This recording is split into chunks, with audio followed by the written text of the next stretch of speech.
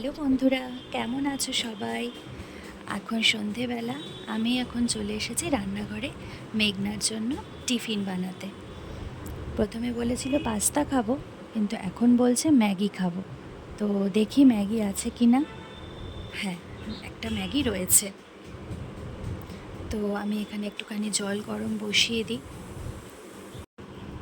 পড়া মোটামুটি কমপ্লিট হয়েই গেছে মেঘনার। অ্যাকচুয়ালি ও সন্ধেবেলা খুব একটা পড়তে বসতে চায় না। ও পড়তে বসে ওই বিকেল 5টা থেকে। আমি একটা বাচ্চাকে পড়াই যেহেতু, তো সেও পড়তে আসে আর মেঘনাও তার সঙ্গে পড়ে নেয়। কিন্তু সন্ধেবেলা আবার পড়তে একদমই বসতে চায় না। সন্ধ্যের টাইমটা ও খেলবে। তো এটাই আর কি অভ্যাস হয়ে গেছে যে ও বিকেলবেলা পড়বে আর সন্ধেবেলা খেলবে। মানে যখন সবাই পড়তে বসবে সে তখন খেলবে, আর যখন সবাই খেলবে সে তখন পড়তে বসবে। এবার এটা এক একটা বাচ্চার এক একটা নেচার থাকে, কিছু করার নেই। তো অন্যদিন ও মোটামুটি এখানে এসে আবার বিরক্ত করা শুরু করে দিয়েছে। চলো ঠিক আছে, এখন আমি অন্যদিন ও ম্যাগি সেদ্ধই খেয়ে ফেলে, কিন্তু আজকে ভাবলাম যে না, রোজ রোজ ম্যাগি সেদ্ধ করে দেওয়াটা একদম ইজি প্রসেস ঠিক না। ম্যাগি সেদ্ধ খাওয়াটাও খুব একটা ভালো না বাচ্চাদের জন্য। তা আমি এখন আজকে একটু করলাম, একটু আলু ছিল ঘরে, তা আলু দিয়ে একটুখানি পেঁয়াজ দিয়ে ম্যাগিটা করে দিই। এর মধ্যে চাইলে তোমরা একটু বিনস, একটু গাজর, একটু ক্যাপসিকাম, সিজনাল যে সবজিগুলো থাকে সেগুলো দিয়ে দিলে পারো, খুবই ভালো। কিন্তু আমি প্রেফার করব যে সবসময় বাচ্চাদেরকে ম্যাগিটা না দেওয়াই ভালো, একটু ঘরে বানানো জিনিসপত্র খাওয়ানোই ভালো। কিন্তু মেঘনা তো আর সেগুলো শুনবে না, খুব দুষ্টু। তো সেই কারণে ওকে তো ম্যাগিটাই বানিয়ে দিতে হচ্ছে। অন্যান্য দিন আমি হরলিক্সটাই ওকে দিই। খুব একটা বেশি ম্যাগিও দিই না, খুব একটা বেশি পাস্তাও দিই না। তো যাই হোক, আমার আলু কাটা হয়ে গেছে, পেঁয়াজটাও কাটা হয়ে গেছে। এবার একটা কড়া বসিয়ে দিই, ঝটপট করে ম্যাগিটা করে দিই। কারণ অনেকবার করে এসে জিজ্ঞেস করে গেছে যে ম্যাগিটা কি হলো, ম্যাগিটা কি হলো। কারণ তার তো আর তর্সই হচ্ছে না ম্যাগিটা কতক্ষণে হবে আর কতক্ষণে খেয়েও খেলতে যাবে। মোট কথা, আমার পুচকু সোনাও এই মুহূর্তে উঠে গেছে। তো যত তাড়াতাড়ি সম্ভব খাবারটা বানিয়ে তাকেও আবার খাওয়াতে হবে। এখানে একটু তেল দিয়ে দিচ্ছি। তেলটা আমি কাপের থেকে কেন নিচ্ছি, এটা হয়তো অনেকেরই মনে প্রশ্ন উঠতে পারে। কাপের থেকে এই কারণেই নিচ্ছি কারণ কিছুটা তেল বেঁচে গেছিলো, যেটা আমি কাপে ঢেলে রেখে দিয়েছিলাম। তো সেখান থেকেই এখন আমি ওটা ইউজ করে ফেলছি, না হলে এই তেলটা নষ্ট হবে। আলুগুলো একটুখানি ভাজা হোক, পেঁয়াজগুলো একসঙ্গে দিয়ে দিলাম। আলু পেঁয়াজটা একসঙ্গে একটুখানি ভাজা হতে থাকুক। একটু নুন দিয়েছি আর একটু ঢাকা দিয়ে দিই। ম্যাগিতে অন্যান্য দিন আমি ম্যাগিটা সেদ্ধ করার সময় একটুখানি নুন আর একটু রিফাইন তেল দিয়ে দিই, কিন্তু আজকে আর সেটা আমার দিতে মনে নেই। এত তাড়াহুড়ো ছিল যে, আর এত বিরক্ত করছিল ম্যাগি হয়েছে কিনা, যে ওই তাড়াহুড়োর চোটে আমি ভুলেই গেছি। তো যাই হোক, এখানে একটু নুন দিয়ে দিই, বাট ম্যাগি মশলায় তো কিছুটা তো নুন থাকেই। তো সেই কারণে নুনটা একটু বুঝে শুনে দিতে হবে, নইলে কিন্তু একদম নুন পোড়া হয়ে যাবে। আর ম্যাগি মশলাও আমি খুব একটা দিই না, যতটা কম সম্ভব দেওয়া যায়, মানে যতটা কম দেওয়া যায় ততটাই আর কি। তো চলো, ঢাকা দিয়ে দিয়েছিলাম, দেখি এবার কি অবস্থা। হ্যাঁ, হয়ে গেছে, আলুটাও সেদ্ধ হয়ে গেছে। এবার ম্যাগি মশলাটা দিয়ে দেব। গ্যাসটা বাড়ানোই ছিল, গ্যাসটা আমি একটু কম করতে ভুলেও গিয়েছিলাম। আলুটা সেদ্ধ হয়েই গেছে। এই মুহূর্তে অনেকবার করে এসেছে, এসে আমাকে বলেছে যে ম্যাগিটা কি হয়ে গেছে, ম্যাগিটা কি হয়ে গেছে। তা আমি বলেছি আর 5 মিনিট, আর 5 মিনিট। এখানে আমি রাতের জন্য একটুখানি ডাল ভিজিয়ে দিচ্ছি। অরহর ডাল নিয়েছি, মুসুর ডাল আর সামান্য একটু মুগ ডাল, এই 3 রকমের ডাল দিয়ে আমি একটু ডাল করব। ভাত দিয়েও খেয়ে নেব আর রুটি দিয়েও খেয়ে নেবে। তোমরা হয়তো অনেকেই জানো না, আমার শ্বশুরবাড়ি অ্যাকচুয়ালি নন বেঙ্গলি। তো ওরা এই ডালটাকে খুব প্রেফার করে, বিশেষ করে রাত্রিবেলা ডাল রুটি খুব ভালো খায় ওরা। তো আর নন বেঙ্গলিদের এই ডালটা আমার ভীষণ প্রিয়, বরাবরই বিয়ের আগে থেকেই আমার খুব ভালো লাগতো। তো যার জন্য আমি এটা বানানোটা শিখেও নিয়েছিলাম। তো খুব ভালো লাগে আমার। আর অরহর ডাল তো আমার বরাবরই খুব খুব ফেভারিট, ভীষণ প্রিয়। তো সেই কারণে আমি ডাল, আজকে তো কিছু নেই আর ঝটপট করার জন্য এই ডালটা হচ্ছে সবথেকে বেস্ট। এক বাটি ডাল বানিয়ে নিলে পরে আমার মেয়েও খেয়ে নেবে। ডাল রুটি তো সে খুবই ভালো খায়। আমি যদিও ভাত দিয়েই খাই, কিন্তু ডাল রুটি ভীষণ প্রিয় ওদের। তখন আমি দেখেছিলাম আলুটা একটু কাঁচা কাঁচা ছিল, আর একটু সেদ্ধ হওয়া বাকি ছিল। তো আরেকবার একটু ঢাকা দিয়ে দিয়েছিলাম যাতে আরেকটু ভালো করে সেদ্ধ হয়ে যায়। এবার একটু ম্যাগি মশলাটা দিয়ে দিলাম।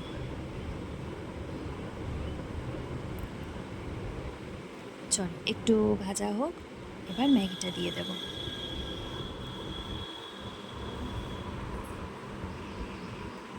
আমার পাশে কিন্তু আরেকজন দাঁড়িয়েই রয়েছে, দাঁড়িয়ে দাঁড়িয়ে দেখছে কতক্ষণে ম্যাগিটা হয়। আমি আর ক্যামেরায় ক্যাপচার করতে পারিনি তার অস্থিরতাটা ম্যাগির কারণে, কিন্তু সে দাঁড়িয়েই রয়েছে যে কতক্ষণে ম্যাগিটা হবে, কতক্ষণে ও খাবে আর ও খেলতে যাবে। মেন হচ্ছে ওর খেলতে যাওয়া। চলো, ফাইনালি ম্যাগি ইজ ডান। তো আমি এবার তাড়াতাড়ি করে ওকে দিয়ে দিই, ও আগে খাক, তবে গিয়ে আমার শান্তি।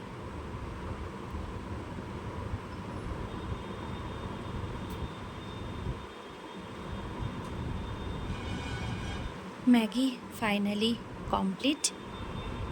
আমিও আমার ছোট পুচকে সোনাকে খাইয়ে চলে এসেছি, মানে মিঠিকে খাইয়ে চলে এসেছি।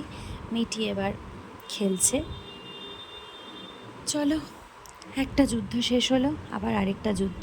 যত তাড়াতাড়ি সম্ভব রান্নাঘরের কাজটা মিটিয়ে ফেলাই ভালো। আমি এবার যেই ডালটা আমি ভিজিয়ে রেখে গেছিলাম সেটা আমি এবার একটুখানি সেদ্ধ বসিয়ে দিই।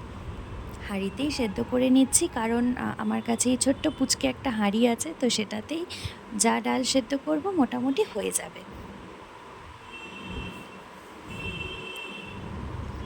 বেসিক্যালি আমার ছোট কুকার নেই, আর কুকারে এই ডাল যদি আমি দিই না একদম গলে হালুয়া হয়ে যাবে। তো সেই কারণেই আর কি ওই হাঁড়িতে বসানো, যাতে একটু দানা দানা থাকে। আর অরহর ডাল তো একটু গোটা থাকলে ভালো লাগে খেতে। একদম ডাল হয়ে গেলে, মানে একদম গলে গেলে পরে না এই ডালটা একদমই ভালো লাগে না খেতে। একটু দানা দানা থাকলে পরে ভালো লাগে। ডালের মধ্যে একটু নুন দিয়ে দেব, নুন দিয়ে এটার এবার ফেনা কাটবো। ফেনাটা কিন্তু খুব ভালো করে কাটতে হবে, নইলে কিন্তু একটা লোট লোট ভাব থেকেই যাবে, যেহেতু মুগ ডাল আছে আর অরহর ডাল তো একটু লোট হয়, ওই ওই কারণেই। আর ফেনাটা কাটলে ডালের যে ভেতরে ময়লাটা থাকে সেটাও খানিকটা চলে যায়।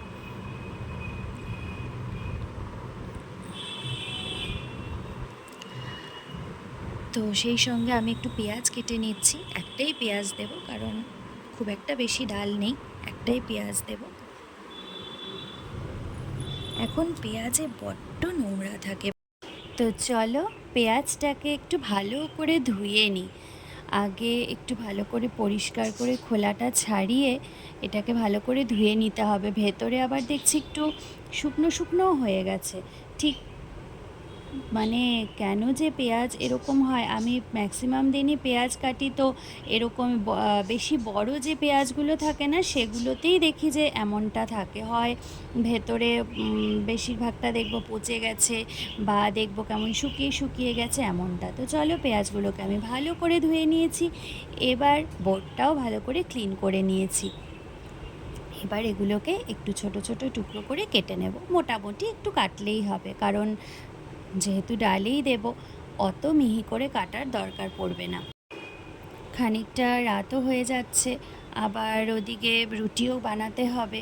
আর রুটিটা যে আমি খুব একটা বানাতে পারি না, তো সেটা আমার শাশুড়ি মাই বানান, কিন্তু বাকি ডাল এটা আমাকেই বানাতে হবে। তো এখন আমার শাশুড়ি মা একটু মিঠিকে নিয়েছে, না হলে তাকে একা রেখে আসাটা সম্ভব হয় না। তো চলো, পেঁয়াজ কাটা হয়ে গেছে, এবার ঝটপট করে একটু রসুনটা ছাড়িয়ে নিতে হবে, কারণ এই রসুন ছাড়াতেই অনেকখানি সময় লেগে যায়।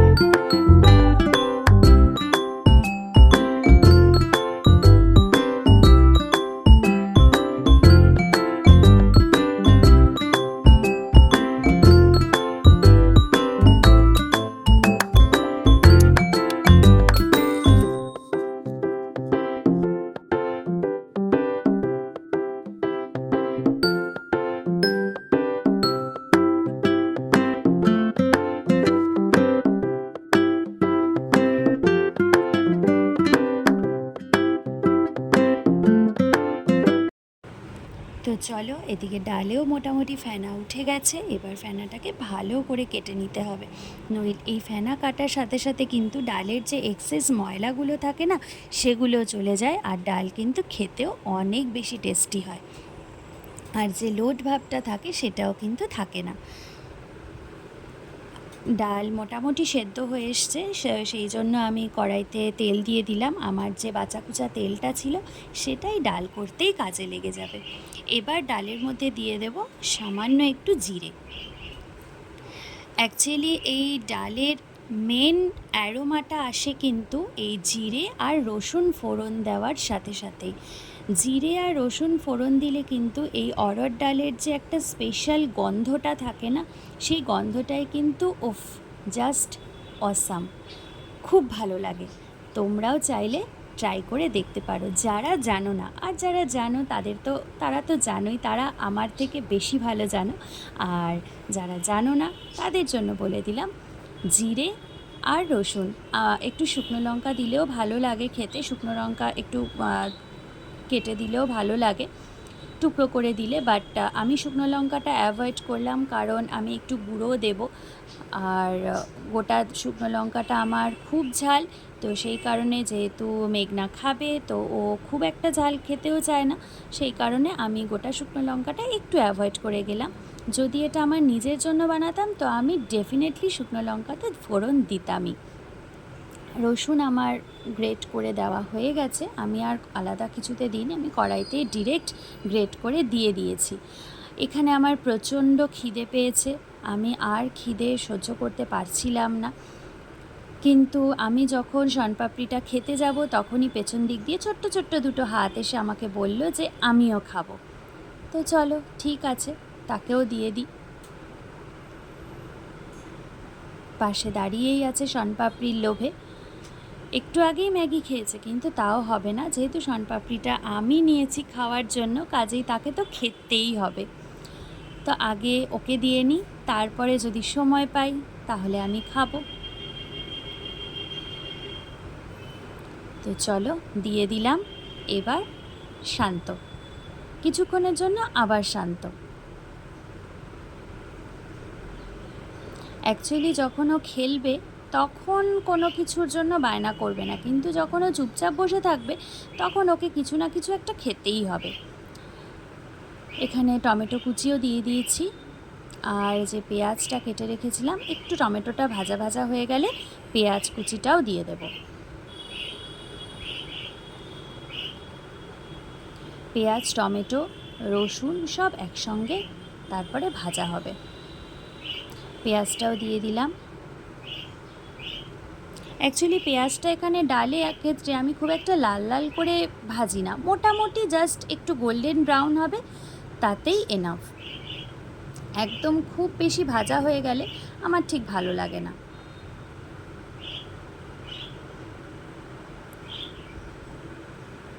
দিয়ে দিলাম একটু হলুদ। ডালে যেহেতু আমি হলুদ দিইনি, সেই কারণে এটাতে আমি একটু পেঁয়াজ ভাজি যেহেতু, ওই জন্য একটু বেশি আমি হলুদটা দিলাম। আর গুঁড়ো লঙ্কা যেটুকু ছিল সেটুকু আমি একদম কাচিয়ে দিয়ে দিচ্ছি। বেসিক্যালি আমাদের মধ্যবিত্ত ঘরের ক্ষেত্রে যেটা হয়, আমরা কোনো কিছু জিনিসই ওয়েস্ট করি না, যেটুকু থাকে কাচিয়ে কুচিয়ে যেরমভাবে হোক আমরা দিতে পারলেই হলো।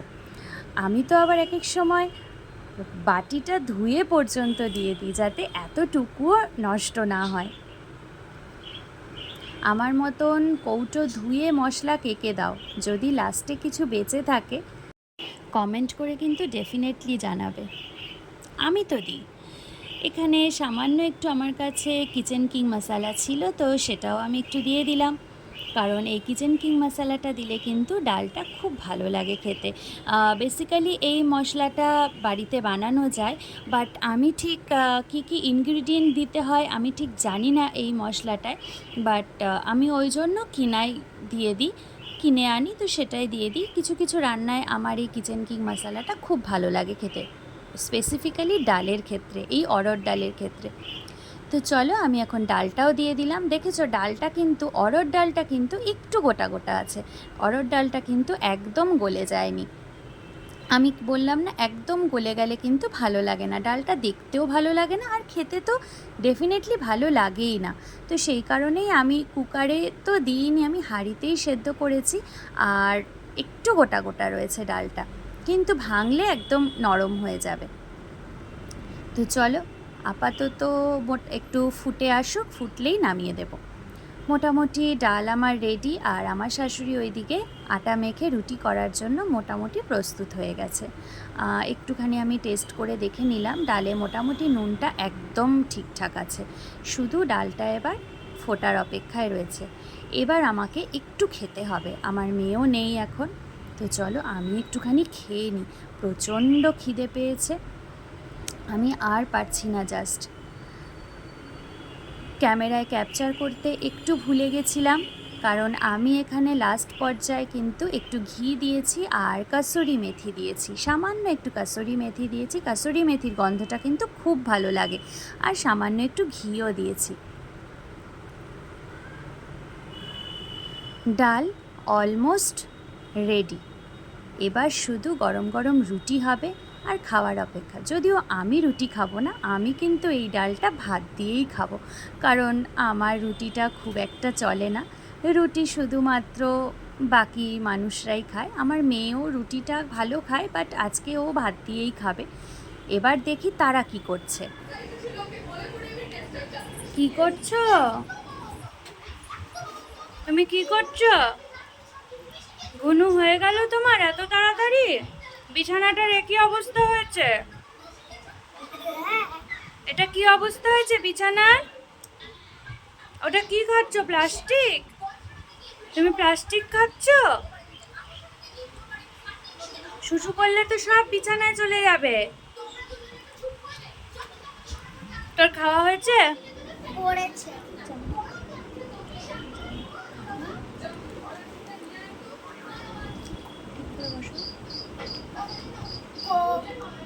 করেছে করেছে কোথায় কিন্তু হিসু করেছে? প্যান্টটা ছাড়িয়েছিস?